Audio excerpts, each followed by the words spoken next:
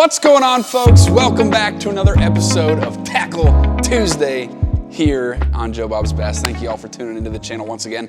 And my apologies mainly to Joey Parsons for not posting last week's video. Kind of a conglomerate of things. One, I tried a new setting on my phone. I got the new iPhone 16 and I tried a new video setting and it recorded a 60 gigabyte video that was only about 8 minutes long. Did not realize this until I went to upload it, yada, yada, yada. Long story short, got busy, now we're here this week, okay? So bear with me, thank you guys for tuning in. Today, I wanted to talk about my really just two favorite lures for fall bass fishing here in Minnesota. We are in the full swing of fall. It is October 22nd. It is been cold. It's been a little warmer this past few days, maybe a week, but we have been getting pretty chilly at night still, right? So the water temps have significantly dropped, especially up here north of the Twin Cities in Minnesota, and it is full on fall fishing fest, all right? So number one, and you guys have heard me talk about this lure time and time again, and it is a chatterbait. You cannot go wrong with a chatterbait almost ever. You guys know me, I always have one on the deck of the boat, on the kayak.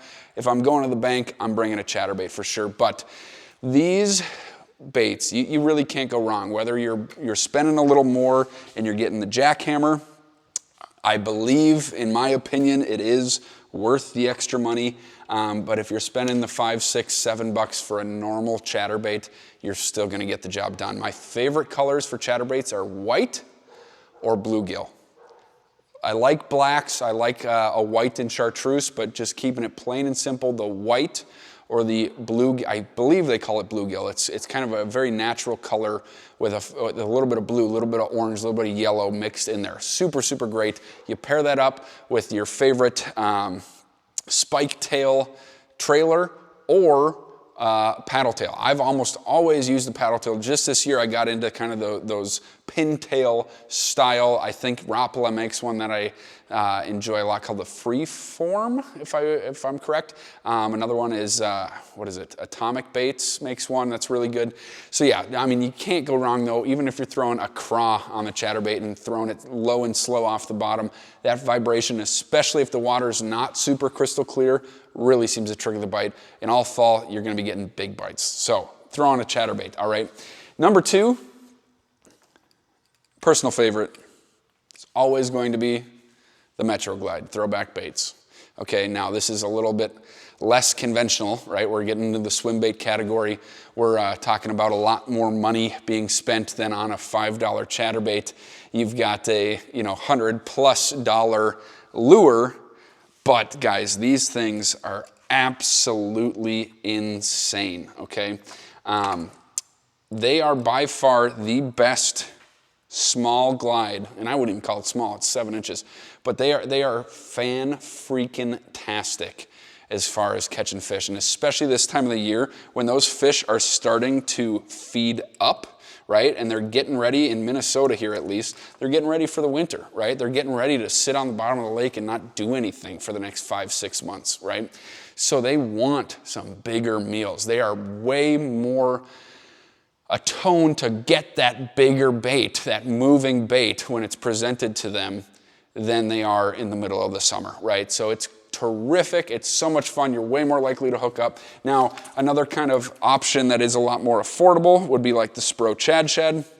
Another super fun to throw bait, but this is really just kind of your choppy style glide, right? You can really twitch this thing. You can really cause a lot of commotion in the water, but the Metro is just so different than that, guys. It is, you can burn it. You can kind of slow S it. You can chop the hell out of it. I mean, it is fantastic, and it doesn't really even matter what color you've got. I've thrown white ones. I've thrown that bronzy color.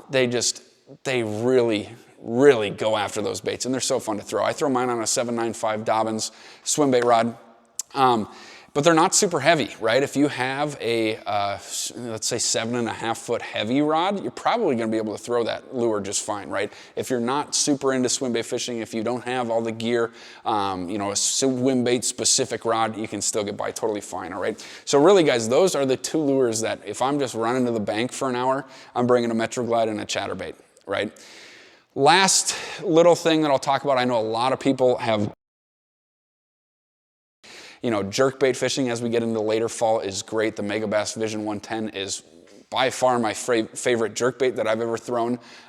It is pretty expensive though, right? So going down to like the 13 fishing or even the 6 cents, a little bit cheaper, still really, really quality jerkbaits, okay? And then as far as cover goes, right? Where am I fishing these baits? What am I looking for in the fall, and where are these fish gonna be? That's a great question, right? And it totally depends on your body of water, what the water temps are, how you know, if you're down in southern Minnesota, that's a completely different game than if I'm going up to north of Brainerd and fishing for the weekend, right? But mainly I'm looking for 2 things. I'm looking for any amount of weeds that may still have life in them, right? Those dead mats, those just clumps of brown or black weeds, stay away from them. I have had almost zero luck. You know, a little fish here, a little fish there, but you are not getting those big bites off of those weeds. If you can find any amount of cabbage, whether that's deep or shallow, that is still lively at least a little bit, there's gonna be fish there, I guarantee it, okay? And especially if you're smallie fishing, number 2, looking for rocks. Looking for rocks. Unfortunately, I was out fishing with my buddy on a very shallow, rocky lake here by my house in Minnesota, and we found this perfect setup, man. Just boulders and small rocks, and you know, just a slow taper off of this sandy ledge. And we tried it for an hour and a half and just nothing, just some pike, which was a bummer. But I spent almost that entire time throwing the MetroGlide, and every single cast I was hopeful. I know those fish were around there, and I just don't know why they weren't biting that day. But who knows? We had a pretty big warm up here the last couple of days, so I think that might have made the fish a little weak. Also, the full moon was a couple days ago, so maybe they were eating that night. I'm not sure. But anyways, guys, those are really the 2, chatterbaits, MetroGlides, or really any kind of glide bait. But I'm telling you, the MetroGlide is the best glide on the market. There, I said it. Okay, go fish. We'll see you next week.